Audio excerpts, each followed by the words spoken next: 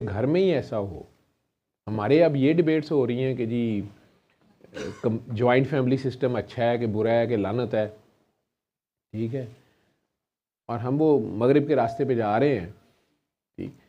और मुझे इस मरतबा भी शादी में वो फॉरेन गेस्ट कोई एक दो अगर आए हुए थे तो बड़े हैरान होकर वो पूछते हैं कि आपकी फैमिली वैल्यूज़।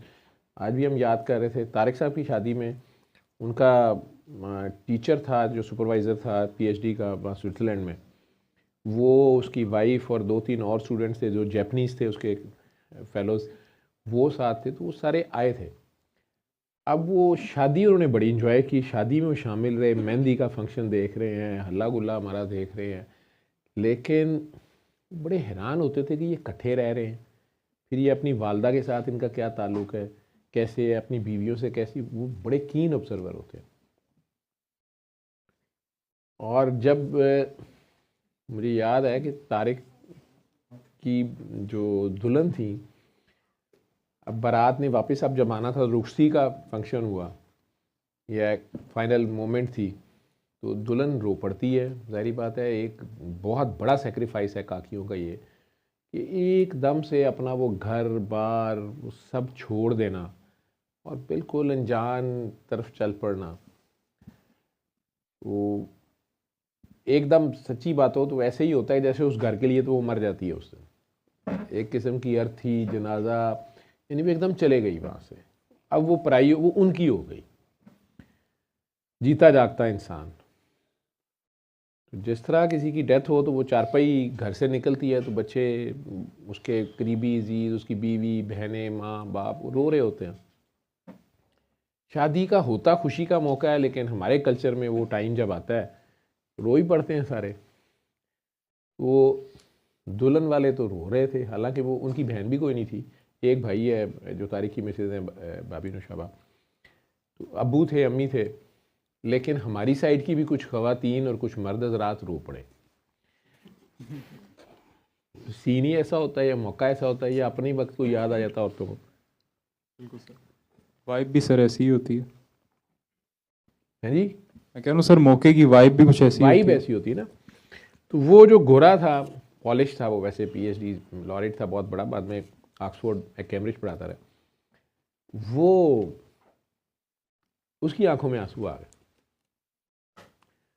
और उसकी बीवी जर्मन थी, वो भी उसे देखती रही, फिर उसे अपनी लैंग्वेज में बोलती रही। हम लोगों ने देखा कि इसको क्या हुआ है। और वो जैपनीज़ जो दोनों लड़के थे, वो तारिक के क्लास फेलोज़ या पीएचडी कर रहे थे साहब, वो इतने कीन थे कि वो जहाँ खाना पक रहा था, मैंने देखा था, वो उधर जाके देग के ऊपर उनसे पूछते रहे कि इसके अंदर, इसके नीचे लकड़ियाँ कितनी लगानी होती है तुम्हें कैसे पता है इसके अंदर कितने पर्सन का खाना आएगा, उसमें रेसिपी तुम डिसाइड कैसे करते हो, इतना ज़्यादा खाना उसमें कम ज़्यादा हो जाएगा, मतलब तुम कैसे डिसाइड करते हो। उन्हें ये बात नहीं समझ आ रही थी कि कोई मैथमेटिकल फार्मूला है ही नहीं। ये चाचा नाई जड़ा है, ये पुराना नाई है खानदानी साडा, ਇਹਦਾ खाना हमेशा लोगों ने उंगलियां चटियां ने, कभी कोई मसला नहीं हुआ। लेकिन वो हमें भी परेशान होकर कह रहे थे कि are you sure he will make the thing, you told us that 200 people are invited. ऐसी कि आहो ठीक। फिर वो देख के अंदर खुद कड़छे शड़छे सारा दिन चलाते रहे, पागल हो गए उधर कि ये क्या है, मतलब वो अपनी साइंस समझी जा रहे थे। लेकिन जब वो रुखसती वाला दिन आया और रुखसती का टाइम आया तो वो पहले परेशान होते रहे। उनकी ऑब्जर्वेशंस वैसे ये थी, ठीक है, दोनों की शादियां नहीं हुई थी, वो उन्होंने कहा कि वेल, जो ब्राइड है वो तो रो रही थी, हमें समझ नहीं आई, I think some kind of operation is there, उन्हें कुछ ज़बरदस्ती हो रही है उन्होंने ख्याल से, ठीक है। तो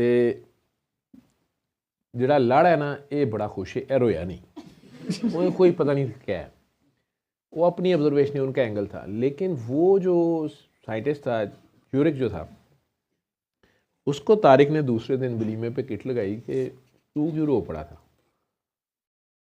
उसने कहा कि तारिक, एक तो मैं जिस दिन से, परसों से, जब से मैं आया हूँ ना, मैं तुम लोगों का ये जो जॉइंट फैमिली सिस्टम, ये जो फैमिली वैल्यूज़ और टाइज़ हैं, मुझे अपना पोलैंड याद आ रहा है, वहाँ थोड़ी सी अभी थी, जर्मनी में आके, स्विट्ज़रलैंड में आके ये भी ख़त्म हो गई हैं। लेकिन मैं एक तो इन सारी चीज़ों को बहुत इन्जॉय कर रहा हूँ और हम लोग इसी में मार खा रहे हैं और हमारे अंदर सुकून नहीं है। मैं तुम लोगों को देख रहा हूँ, छोटा सा घर है, बंदे इतने ज़्यादा हैं, लेकिन तुम लोग बड़े आराम से रह रहे हो। ऊपर से तुम्हारे इस्लाम में तो पर्दा भी है, प्राइवेसियाँ भी हैं, मुझे तो समझ नहीं आ रही। लेकिन ये जो मोमेंट थी ना, जब वो दुल्हन रो रही थी, उसके घर वाले रो रहे थे, तो मेरे सामने मेरी तीनों बेटियां आ गईं और मुझे एकदम एहसास हुआ कि मैंने भी उन तीनों को रुखसत करना है, उन्होंने भी जाना है और पता नहीं मेरे जैसा खबीस ही इन्होंने टक्कर जाए। तो मैं बस ऑटोमेटिकली मुझे रोना आ गया कि ये मैं 3 बेटियों का मैं भी बाप हूँ। उसकी अपनी फीलिंग्स थी, उन जापानियों की अपनी थी। और मैं पिछली बार ने बताया था कि तारिक साहब ने जब पीएचडी की तो वहाँ जो उनकी पोस्ट डॉक्टरेट जब कर रहे थे तो वहाँ कोई बाबरा खान थी, कोई बहुत मशहूर नोबल लॉरिएट थी माइक्रोबायोलॉजी की, वो ज्यूइश थी। कहता है कि वो उस दिन मुझे परेशान लग रही थी, तो मुझे समझ ना आया कि ये इंटरेस्ट नहीं, इतने बंदे आए हुए हैं, दूसरे भी नोबल वो पीएचडी स्कॉलर्स आए होते हैं, टीचर्स आए होते हैं। कहता मैंने खैर अपना थीसिस डिफेंड किया, सारा कुछ ख़त्म हुआ। शाम को पार्टी में उसने मेरी बेगम को स्पेशली पूछा कि तुम लोगों की अरेंज मैरिज भी माशाल्लाह कामयाब होती है, हमारी लव मैरिज भी नाकाम होती है। अभी वो बात कर रहे थे ना कि है तो लव मैरिज है, तो पता नहीं क्या बात है, उनकी लड़ाई है या क्या है। तो मेरा बेटा जो है, हमने मैरिज ही ख़त्म कर दिया। मेरा बेटा अपनी गर्लफ्रेंड के साथ 10 साल से रह रहा है, 3 बच्चे हैं। शादी उन्होंने इसलिए नहीं की थी कि कल को डाइवोर्स हुई तो वो लीगल बड़े मसले होते हैं। आज उसने सुबह से मुझे बताया है कि हमने 10 साल बाद फैसला किया कि हमारे में अंडरस्टैंडिंग नहीं हो सकती, हम दोनों एक दूसरे को पसंद नहीं करते। तो हमने जो ना एक दूसरे को छोड़ने का फ़ैसला कर लिया है।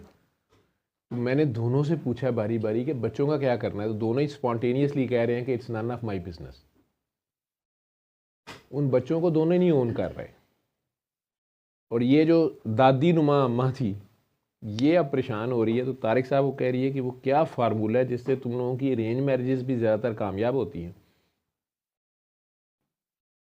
और हमारी जो लव मैरिज छोड़ ये जो रिलेशनशिप है 10 साल का, जिसमें उन्होंने सिर्फ इसलिए शादी नहीं की कि हम पहले अंडरस्टैंडिंग कर लें, उस अंडरस्टैंडिंग करते करते 3 बच्चे भी पैदा कर लिए और अब आराम से कह रहे हैं कि जी हमारी अंडरस्टैंडिंग नहीं हो सकती, अस्सलाम वालेकुम।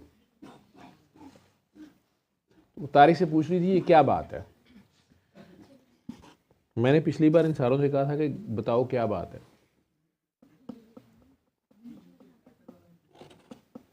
ये नहीं है कि हमारे यहाँ पे डाइवोर्सेस नहीं होती, अब यहाँ भी बड़ी तेज़ी से खुदा न खास्ता डाइवोर्सेस भी बढ़ रही हैं।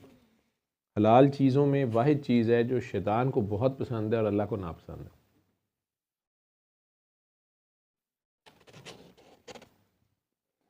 पता नहीं मेरी कौम सोचती है कि नहीं, समझती है कि नहीं, और समझ के भी समझना चाहती है कि नहीं।